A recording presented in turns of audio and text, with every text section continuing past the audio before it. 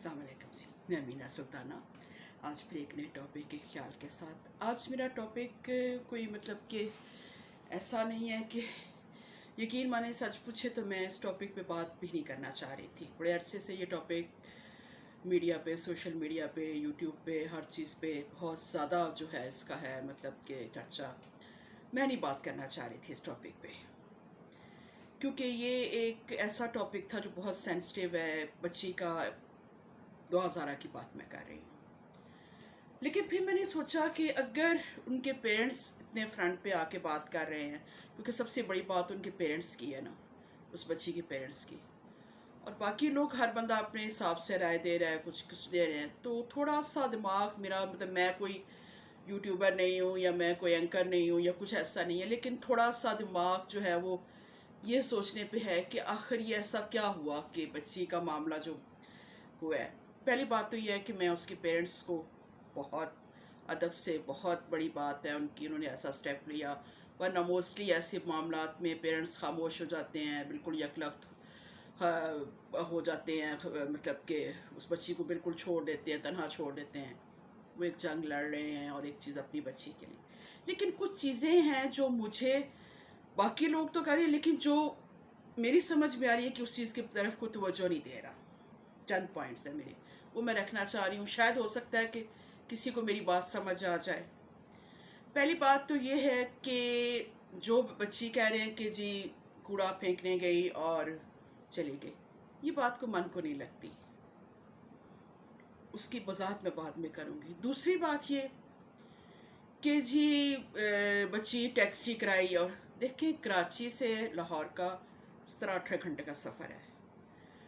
Taxi कराने के लिए स्पेशली रेंट पे, मतलब कराची से लाहौर के लिए टैक्सी कराने के लिए स्पेशल एक समझदार बंदे का होना बहुत ज़रूरी है, क्योंकि उसके साथ रेट तय करना, उसके साथ बातचीत करनी, सब कुछ बहुत ज़रूरी है। वो इतनी सी बच्ची कैसे किया उसने, और फिर सारी चीज़ों को आप छोड़े, चले कर लिया उसने। इतनी छोटी एज की बच्ची को एक तनहा ड्राइवर लेके सफ़र कर रहा है 17-18 घंटे का, उसमें रात भी आई होगी, दिन भी होगा, जो भी है। तो पहली बात तो यह कि वो तो ड्राइवर ही उसको नहीं छोड़ेगा। आप इस तरफ क्यों नहीं मुतवज्जो हो रहे? एक बंदा तनहा, एक लड़की 12-13 साल की है, 14 साल की है, 17 साल की है, जितने की भी है, पहले तो वो ड्राइवर ही उसको नहीं छोड़ेगा।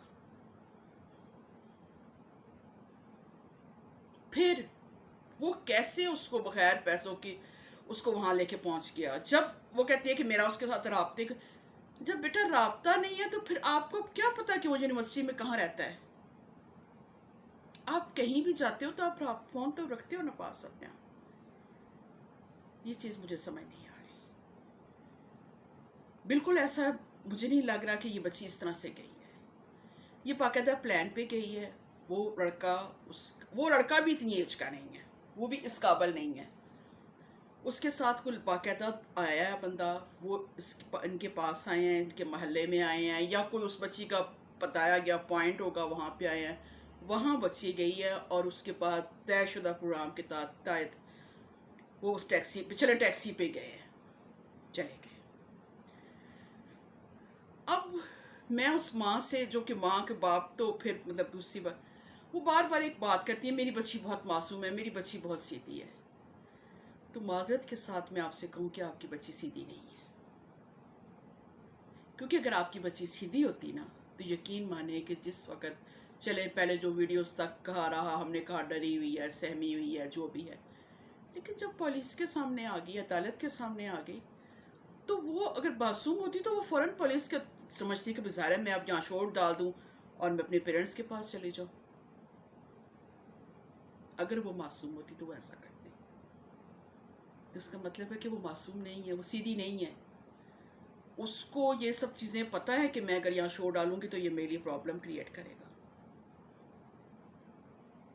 वो कुछ नहीं कर रही, आपकी बात नहीं सुन रही, आप दुपट्टे उसके पाँव में डाल रहे हैं, सब कुछ कर रहे हैं, लेकिन वो आपकी बात सुनने को तैयार नहीं है। वो उसी शख्स का नाम ले रही है, उसी का नाम उसने रटा हुआ है, मैं इसके साथ खुश हूँ, मैं इसके साथ रहना चाहती हूँ, मेरे माँ बाप मुझे मारते हैं, ये करते हैं, वो करते हैं।